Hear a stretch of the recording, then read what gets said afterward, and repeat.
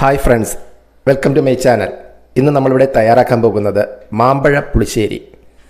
ചോറിൻ്റെ കൂടെ ഒഴിച്ചു കഴിക്കാൻ പറ്റുന്ന വളരെ സ്വാദിഷ്ടമായ ഒരു മാമ്പഴ പുളിശ്ശേരി നമുക്ക് തയ്യാറാക്കാം.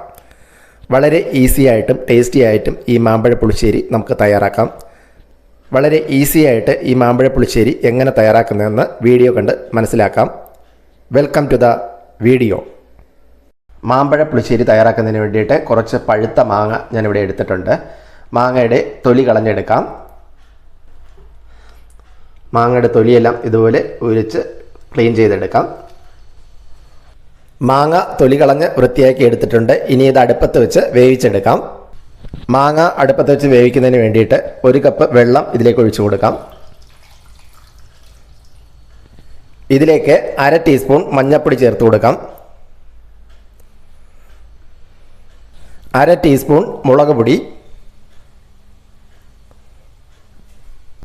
1/2 ടീസ്പൂൺ ഉപ്പ്,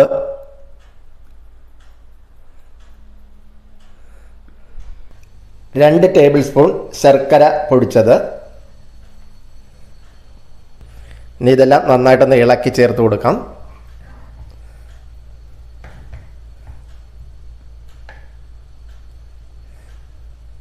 ഇനി ഇത് 10 മിനിറ്റ് അടച്ചു വെച്ച് വേവിച്ചെടുക്കാം. മാമ്പഴം വെള്ളത്തിൽ കിടന്ന് വെന്ത് വരുന്ന സമയത്തിനുള്ളിൽ നമുക്ക് മാമ്പഴ പുളിശ്ശേരിക്ക് ആവശ്യമായിട്ടുള്ള അരപ്പ് തയ്യാറാക്കിയെടുക്കാം. അരപ്പ് തയ്യാറാക്കിയെടുക്കുന്നതിന് വേണ്ടി ഒരു മിക്സിയുടെ ജാറിലേക്ക് 1/2 കപ്പ് തേങ്ങ ചിരണ്ടിയത് ഇട്ട് കൊടുക്കാം.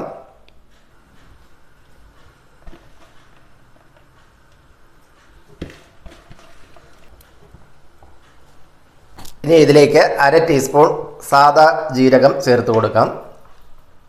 ഇതിലേക്ക് 1/2 കപ്പ് വെള്ളം കൂടി ചേർത്ത് ഇത് നന്നായിട്ട് പേസ്റ്റ് രൂപത്തിൽ അരച്ചെടുക്കാം. മാമ്പഴ പുളിശ്ശേരിക്ക് വേണ്ടിയിട്ടുള്ള അരപ്പ് അരച്ചെടുത്തിട്ടുണ്ട്. വെള്ളത്തിൽ തിളപ്പിക്കാനായിട്ട് വെച്ച മാമ്പഴം തിളച്ച് വരുന്ന സമയത്തേക്ക് നമുക്ക് കുറച്ച് നെയ്യ് കൂടി ഇതിലേക്ക് ഒഴിച്ചു കൊടുക്കാം.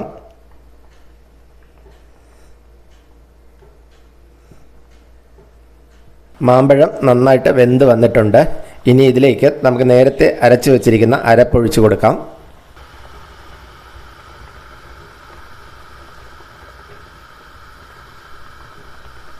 അരപ്പൊഴിച്ചതിന് ശേഷം ഇത് നന്നായിട്ടൊന്ന് മിക്സ് ചെയ്തെടുക്കാം.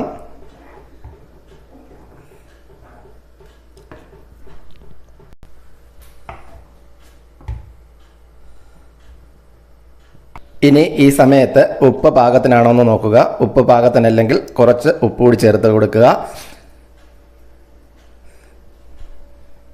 ഉപ്പ് ചേർത്ത് നന്നായിട്ടൊന്ന് ഇളക്കി യോജിപ്പിച്ചെടുക്കാം.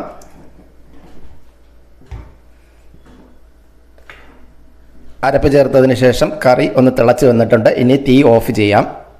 1/2 കപ്പ് തൈര് മിക്സിയിലിട്ട് അരച്ച് ഇതിലേക്ക് ചേർത്ത് കൊടുക്കാം. തൈര് ചേർത്തതിന് ശേഷം ഒന്ന് ഇളക്കി യോജിപ്പിച്ചെടുക്കാം.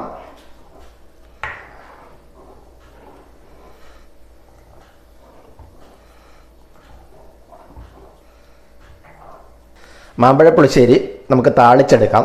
മാമ്പഴ പുളിശ്ശേരി താളിച്ചെടുക്കുന്നതിന് വേണ്ടി ഒരു പാൻ അടുപ്പത്ത് വെച്ച് അതിലേക്ക് 2 ടേബിൾ സ്പൂൺ നെയ്യ് ഒഴിച്ചു കൊടുക്കാം. മാമ്പഴ പുളിശ്ശേരി താളിക്കുന്നത് നെയ്യിലാണ്, എണ്ണയിലല്ല. നെയ്യിൽ താളിക്കുമ്പോൾ മാമ്പഴ പുളിശ്ശേരിക്ക് നല്ലൊരു ടേസ്റ്റ് ഉണ്ടാകും.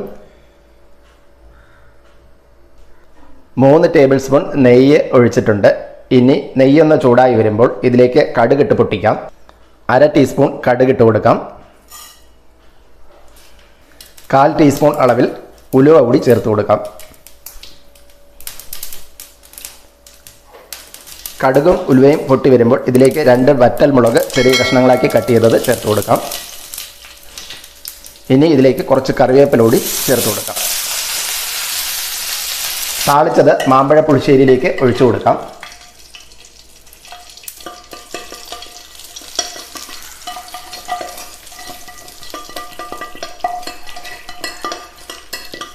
അങ്ങനെ വളരെ സ്വാദിഷ്ടമായ നമ്മുടെ മാമ്പഴ പുളിശ്ശേരി ഇവിടെ റെഡിയായി വന്നിട്ടുണ്ട്. നിങ്ങളെല്ലാവരും ഇതൊന്ന് ട്രൈ ചെയ്ത് നോക്കുക. തീർച്ചയായിട്ടും നിങ്ങൾക്ക് ഇഷ്ടപ്പെടും. വീഡിയോ ഇഷ്ടപ്പെട്ടാൽ ലൈക്ക് ചെയ്യാനും ഷെയർ ചെയ്യാനും സബ്സ്ക്രൈബ് ചെയ്യാനും മറക്കരുത്. മറ്റൊരു വീഡിയോയുമായി വീണ്ടും കാണാം. Thanks for watching.